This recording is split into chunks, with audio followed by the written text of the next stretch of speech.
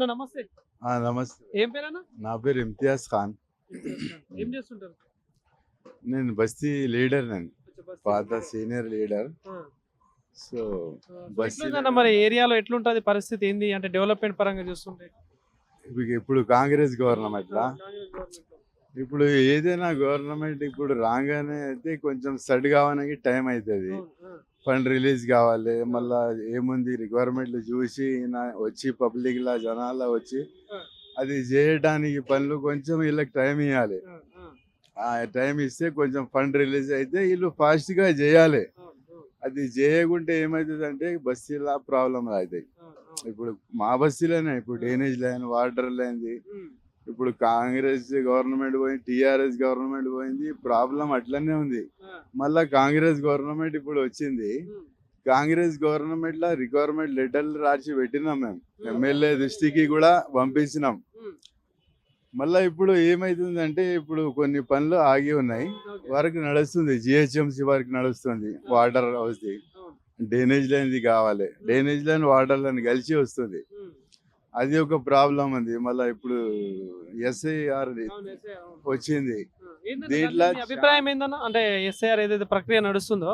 ఇప్పుడు అది survey compulsory కరెక్టే, ఉమ్, ఎందుకంటే చాలా మంది చనిపోయినరు, అవును, బోగస్ ఓట్లు ఉన్నాయి, ఉమ్, దానివల్ల అది ఎవరిది లేదు, అది పేర్లు, హౌస్ నంబర్లు, ఉమ్, కిరాయిలు ఫస్ట్ అక్కడ ఇక్కడ ఉండి మళ్ళీ ఇక్కడ సంవత్సరంకి 2 ఇల్లు చేంజ్ చేస్తారు వాళ్ళు, ఓనర్లు ఉండనియరు. ఆ, లేకుంటే 11 మంత్ అగ్రిమెంట్ ఉంటుంది, కంపల్సరీ అటు ఇటు వెళ్తారు కిరాయి రెండోళ్ళు. ఉమ్, సీనియర్ పాతోళ్ళు ఉన్నారు దాంట్లో ఇక్కడ, ఉమ్, కానీ ఇప్పుడు ఫ్రెష్ అప్డేట్ ఏం అవుతుంది కదా, అది కంపల్సరీ మంచిదే. ఉమ్, ఉమ్, దాంట్లో హౌస్ నంబర్లు, పేర్లు కొంచెం అది ఇప్పుడు కేవైసీ కూడా చేస్తుర్రు, అవును, అది అన్నీ కలిసి ఇప్పుడు మంచిగా ఉంది, అది ఉమ్, ప్రాబ్లం లేదు. కానీ అందరూ చేసుకోవాలి, గవర్నమెంట్ కూడా మంచిగా ఎమ్మెల్యే ఉమ్, మన రేవంత్ రెడ్డి గారు అందరూ కొంచెం ఉమ్, ఇప్పుడు బియ్యాలుసి వాళ్ళకి వీళ్ళకి పంపుతుర్రు ఇంటింటికి. ఉమ్, ఉమ్,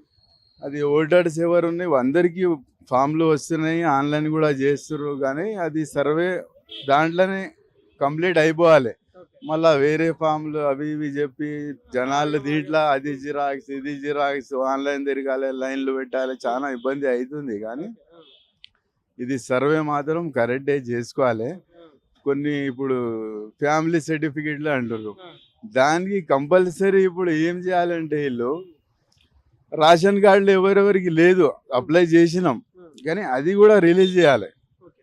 ఫ్యామిలీ సర్టిఫికెట్లు వాళ్ళకే వస్తుంది, రేషన్ కార్డు ఎవరికి ఉంది వాళ్ళకి. ఉమ్, కొన్ని రేషన్ కార్డు వాళ్ళు ఏం చేశారంటే ఇప్పుడు ఉంది రేషన్ కార్డు, ఉమ్, వాళ్ళు రేషన్ 2 నెల 1 నెల తీసుకోకుంటే కట్ చేసిర్రు వాళ్ళకి ఆన్లైన్లో. ఉమ్, ఉమ్, ఉమ్, ఇప్పుడు అది వాళ్ళకు కొంచెం పాత ఇట్లా చేసిన వాళ్ళకు కొన్ని రిలీజ్ చేయాలి, సర్వే ఉంది కదా రిపోర్ట్ మొత్తం.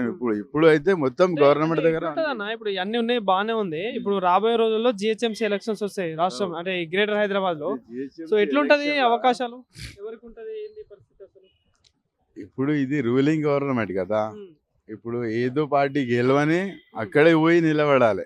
ఆ? ఫండ్స్ కావాలన్నా ఫండ్ కావాలి అన్నా, ఏమన్నా చేయాలి అన్నా, ఇప్పుడు అక్కడ ఏమన్నా ప్రోగ్రామ్ కూడా చిన్నది చేయాలి అంటే కంపల్సరీ ప్రోటోకాల్ ఉంటది, వాళ్ళకి అడగాలి.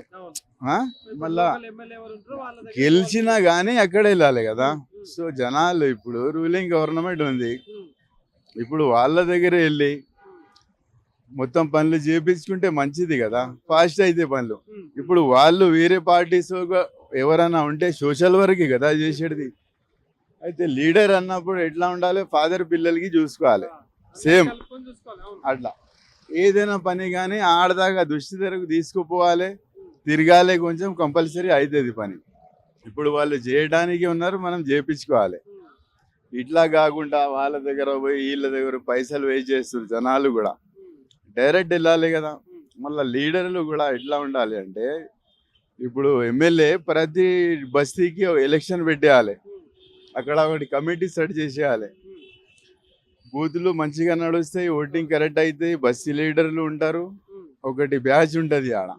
అక్కడ అట్లా లేకుండా గల్లీకి ఒక లీడర్ ఉంటే పనులు కావు, జనాలు పరేషాన్ అవుతున్నారు. అంటే ఏంటి మరి ఇప్పుడు రాష్ట్రంలో కాంగ్రెస్ గవర్నమెంట్ ఉంది కాబట్టి ఈ పథకాల విషయంలో చూసుకున్నా అంటే ఎట్లా అనిపిస్తుంది ఇంప్లిమెంటేషన్ అవుతుంది పథకం కూడా అవుతుంది, ఇంప్లిమెంట్ మెల్లమెల్లగా అవుతుంది. ఇగో ఇప్పుడు బస్ ఫ్రీ చేసినారు రేవంత్ రారు CM Revanth Reddy. Bus free అంటే ఫ్రీ ఉంది ఇప్పుడు వరకు, సన్న బియ్యం ఇస్తున్నారు, మళ్ళా కరెంట్ కూడా 200 ఇస్తున్నారు కదా. పెన్షన్ ఒకటి 2500 ఒకటి ఇంకా కొంచెం పెన్షన్ అది కూడా అవుతుంది మెల్లమెల్ల. ఇప్పుడు జిహెచ్ఎంసీ ఎలక్షన్ అయితే అన్ని జాబ్లు అందరికి ఫండ్స్, ఈ పిల్లలకి ఎడ్యుకేషన్ వాళ్ళకి కూడా కొంచెం ఉంటాయి కదా, పిల్లలకి చదువు గురించి వాళ్ళకు కూడా ఫండ్ రిలీజ్ చేయాలి. వాళ్ళు కూడా ప్రాబ్లంలా ఉన్నారు ఎడ్యుకేషన్ గురించి. ఇప్పుడు వాళ్ళకు కూడా ఇప్పుడు వీళ్ళు స్కాలర్షిప్లు ఇస్తారు కదా, ఆ ఫండ్లు కూడా రిలీజ్ అయితే లేదు వక్ బోర్డు నుంచి, అది కూడా రిలీజ్ కావాలి. రాష్ట్రం దగ్గర డబ్బులు లేవని అంటుంది కదా, అంటే ఏంది పరిస్థితి? డబ్బు లేవు అంటే ఇట్లా నడవది కదా. ఇప్పుడు కంపల్సరీ ఇక్కడ ఫండ్ మొత్తం ట్యాక్స్లు గవర్నమెంట్ అవి ఇవి రిజిస్ట్రేషన్లు చాలాన్లు 100 కోటి చాలాన్లు దునియా ఉంటది గవర్నమెంట్ దగ్గర. ఫండ్ లేదు అంటే నడవది కదా. ఒకటి పని ఏం చేయాలి అంటే, ఇది పెద్ద పార్టీ సెంటర్ గవర్నమెంట్, అక్కడ నుంచి కూడా అక్కడ ఇక్కడ ఉంది. సో ఈ పార్టీ ఇక్కడ ఫండ్ తీసుకుపోయి అక్కడ ఇక్కడ పెట్టొద్దు, ఇక్కడిది అక్కడే చేయాలి. అయితే ఏమైతుంది ప్రాబ్లం ఉండే, ట్యాక్స్ కడుతున్నారు కదా. ఇప్పుడు జిఎస్టీ తీసినారు మోదీ సార్, నడుస్తుంది కదా, అది బంద్ అయిందా? కడుతున్నారు కదా ట్యాక్స్, బిజినెస్ అందరు కడుతున్నారు. సో దానివల్ల ఎక్కడ ఫండ్ అక్కడే డెవలప్ చేస్తే బాగుంటది. నెక్స్ట్ ఎట్లుంటది అన్న రాబోయే రోజుల్లో? ఎందుకంటే ఇప్పుడు నెక్స్ట్ తెలంగాణలో బీజేపీ అధికారం కోసం ప్రయత్నిస్తా ఉంది. సో ఎట్లుంటది నెక్స్ట్ కమింగ్ ఎలక్షన్స్ లో? బీజేపీది మనకు ఇక్కడ ఫస్ట్ అంతా లేకుంటే, కానీ ఇప్పుడు కొంచెం టఫ్ ఉంది బీజేపీ. ఇప్పుడు ఎట్లా అయిపోయింది అంటే, వాస్తవం ఒక మాట చెప్తాను, పార్టీ ఫీలింగ్లు ఎక్కువ అయిపోయినాయి, క్యాష్ ఫీలింగ్లు దానికన్నా ఎక్కువైనాయి. దానివల్ల ఏమవుతుంది, Hindu votes one side BJP కొడుతుంది, మిగతా కొంచెం మైనారిటీ ఓట్స్ అటు ఇటు పోతాయి. దాంట్లో మైనారిటీస్ అంటే ఒకటే ముస్లిమ్స్ కారు కదా, దీంట్లో ఇప్పుడు సిక్ వస్తారు, మళ్ళీ క్రిస్టియన్స్ వాళ్ళు వస్తారు, మైనారిటీస్లో కూడా ఇన్ని ఉన్నాయి. అయితే కంపల్సరీ గెలవాలి అంటే కలుపుకొని తీసుకొని నడవాలి, జనాలది మంచిగా కావాలి ఎట్లయినా కానీ. అంటే ఇప్పుడు మీరు అన్నట్టు ఇందాక జిహెచ్ఎంసీ ఎవరి ఫేవర్ లో ఉండొచ్చు ఈసారి? మరి ఇప్పుడు రూలింగ్ గవర్నమెంట్ చెప్పినా కదా, కంపల్సరీ ఇప్పుడు కాంగ్రెస్ గవర్నమెంట్ కి సపోర్ట్ చేయాలి. అంటే నెక్స్ట్ మరి కమింగ్ ఎలక్షన్స్ లో నెక్స్ట్ మరి ఎవరు గవర్నమెంట్ వస్తే బాగుంటది, ఎవరు సీఎం అయితే బాగుంటది అని? ఎందుకంటే 10 ఏళ్ళు బీఆర్ఎస్ చూసిళ్ళు, 5 years కాంగ్రెస్ కదా. ఇప్పుడు బీఆర్ఎస్ లో కూడా వాళ్ళ ఫ్యామిలీలో కూడా కొంచెం పార్టీలు చేంజ్ అయినాయి. ఫస్ట్ టిఆర్ఎస్ పార్టీ ఉన్నప్పుడు అందరు మంచిగా ఉన్నారు, కేసీఆర్ సార్ అంటే జై తెలంగాణ అని మనం అందరం అందరు జెండా ఎత్తినాం, మనం కొట్లాడినాం, ఏదో చేసినాం, తెలంగాణ తెచ్చుకున్నాం, సోనియా గాంధీ ఇచ్చింది అమ్మ అని, అట్లా చాలా మాటలు నడిచినాయి, మంచిగా ఉంది.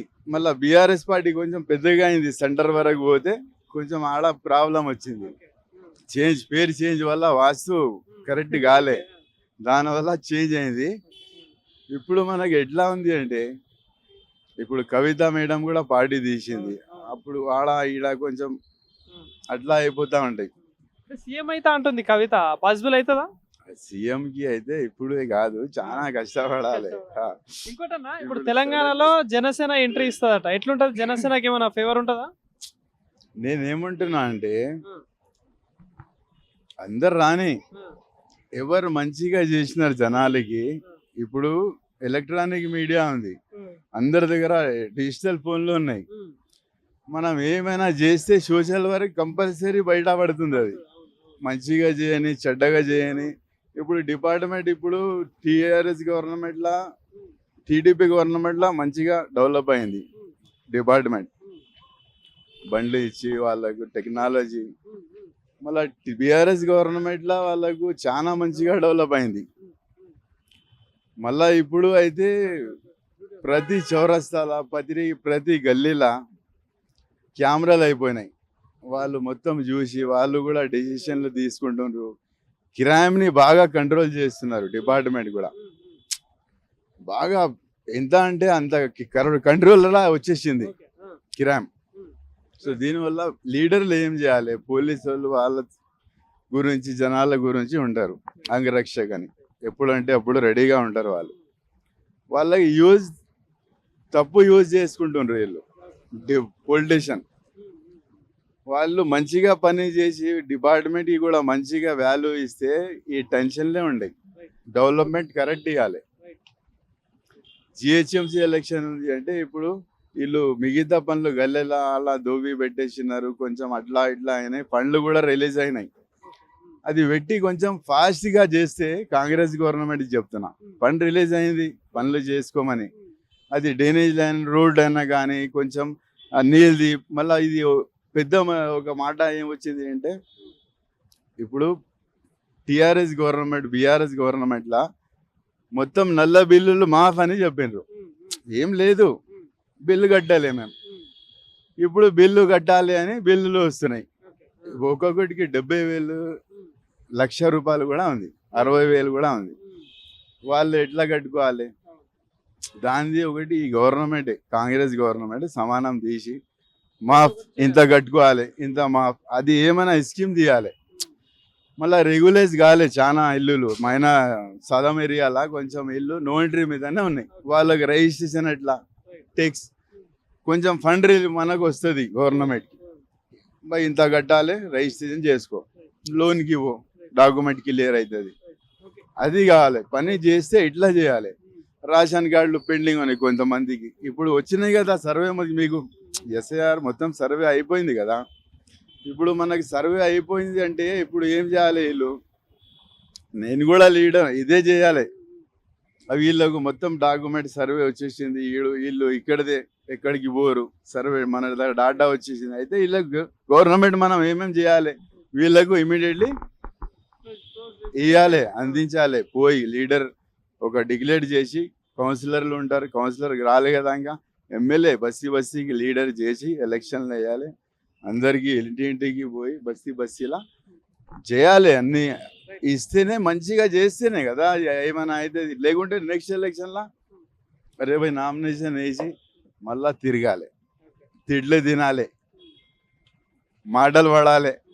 అది లేదు మనకు. అట్లా వద్దు అంటే నేను నామినేషన్ వేసేసిన మన కాన్స్టిట్యూన్సీలా, ఇగో నేను ఇది డెవలప్ చేసిన అందరికీ తెలుసు, వేసేసిన ఇంట్లో ఉంటాను, లేకుంటే పోలింగ్ బూత్ దగ్గర ఉంటా నా ఓటు వేసుకోవడానికి.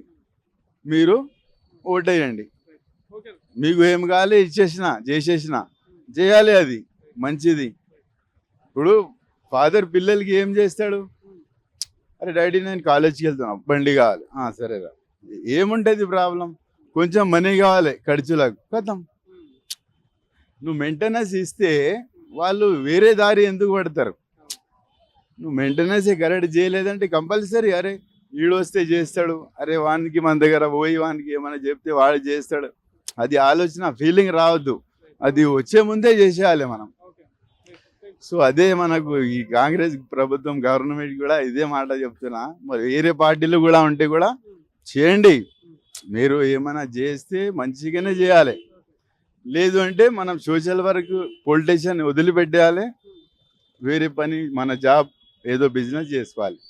చేస్తే మంచిగా చేయాలి, లేదంటే చేయొద్దు, ముందు రావద్దు. జై కాంగ్రెస్, జై తెలంగాణ.